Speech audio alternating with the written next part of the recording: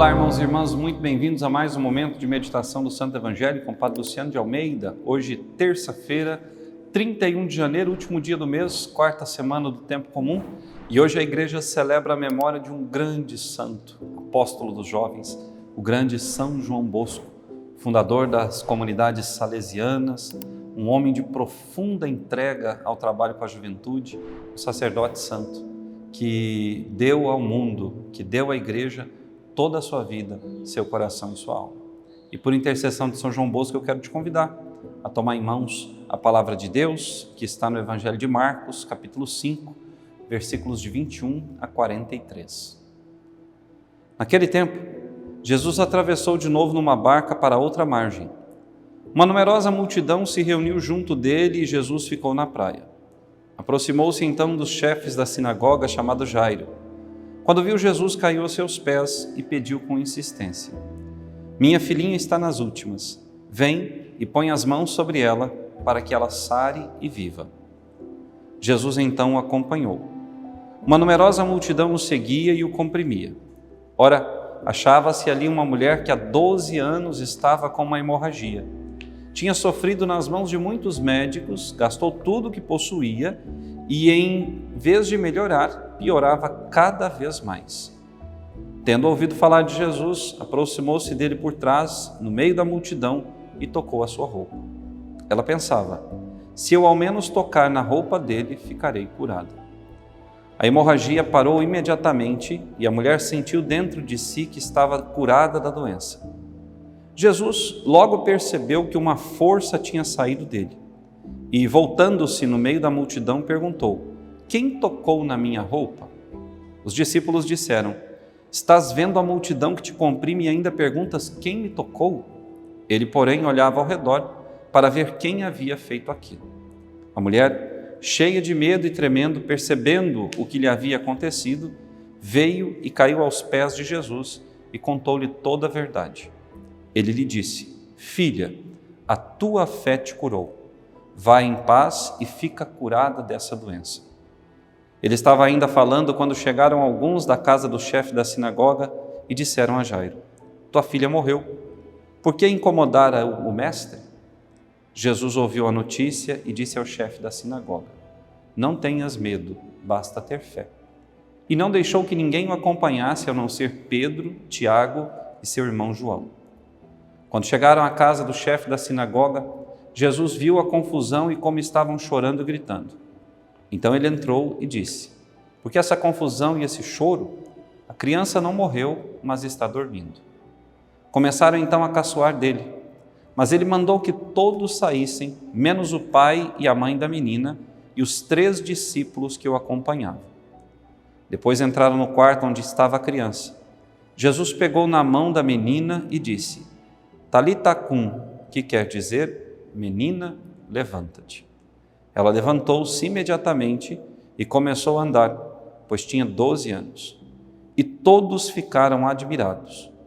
Ele recomendou com insistência que ninguém ficasse sabendo daquilo e mandou dar de comer à menina. Palavra da salvação, glória a vós, Senhor. Às vezes nós nos perguntamos o porquê Jesus manda que não se divulgue a graça que Ele concede, as curas que Ele realiza. Porque ainda não era o tempo de divulgar essas curas, de realizar toda essa proclamação. Jesus ainda precisava cumprir o seu tempo na terra, para que depois sim, seus discípulos e as pessoas que fossem curadas por Ele, pudessem então proclamar as maravilhas que Ele havia feito. Ontem nós víamos o endemoniado, que foi liberto daquela legião de espíritos impuros. Hoje nós vemos 2 curas, da mulher que sofre há 12 anos de hemorragia e o ressuscitar da filha de Jairo. 2 grandes milagres, 2 grandes prodígios. Ontem nós víamos os gerazenos pedirem a Jesus que fossem embora da sua terra, que deixassem a sua região, porque Jesus fez com que aquela manada de porcos, repletas de espíritos maus, caísse no mar e se afogava. O ganha-pão daquele povo, um povo materialista, um povo que não queria saber da graça de Deus, do espiritual, mas pensava apenas nas coisas materiais. Do outro lado do mar, em Cafarnaum, estava lá Jairo esperando que o Senhor chegasse e que lhe pediu: vem à minha casa comigo. Enquanto uns dispensaram Jesus, o outro, um judeu, chefe da sinagoga, um mestre da lei, estava ali de joelhos aos pés de Jesus implorando: vem, minha filhinha está nas últimas. E Jesus foi. Vejam, irmãos e irmãs, quando nós convidamos o Senhor, quando nós damos a liberdade, permitimos que o Senhor entre na nossa vida, o Senhor realiza prodígios e maravilhas. Aquele endemoniado dos Gerazenos, ele não ficou ali naquela região pregando o que Jesus lhe havia dito, o que Jesus lhe havia feito e realizado, mas ele foi para Decápole, uma região que hoje compõe a Jordânia, e foi anunciando de cidade em cidade, e muitos creram em Jesus. Mas o povo que presenciou o milagre, aquele povo não quis saber do Senhor. Jairo, chefe da sinagoga, mestre da lei, já conhecia Jesus, já havia acompanhado as suas pregações, já havia visto os seus milagres. Jairo não teve dúvida: esse homem é o Filho de Deus, ele é o Messias, ele é o Senhor, por isso eu quero que ele venha à minha casa. Hoje, eu quero te convidar a levar Jesus consigo para a sua casa, a permitir que o Senhor caminhe contigo até aquele lugar em que a graça dele precisa acontecer. Às vezes, essa caminhada é física. Você vai levá-lo ao seu trabalho, vai levá-lo à casa de amigos e parentes, vai fazê-lo entrar na sua casa para curar seu esposo, sua esposa, seus filhos. Mas às vezes essa caminhada com Jesus, essa caminhada de onde tantas forças, tantas graças e curas sairão de Jesus, ela é espiritual. Ela é na memória, no coração, na alma. E essa caminhada na alma, ela acontece primeiramente através da oração. Uma oração forte, verdadeira, autêntica, diária, perseverante e constante é um verdadeiro caminhar com Jesus por dentro de nós mesmos, para que o Senhor possa curar.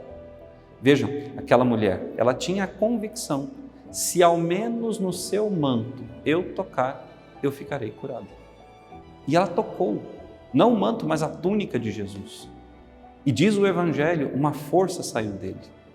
Nós sabemos disso porque Marcos ouviu do próprio Pedro. Marcos era o secretário particular de Pedro. Foi Pedro quem relatou esse episódio.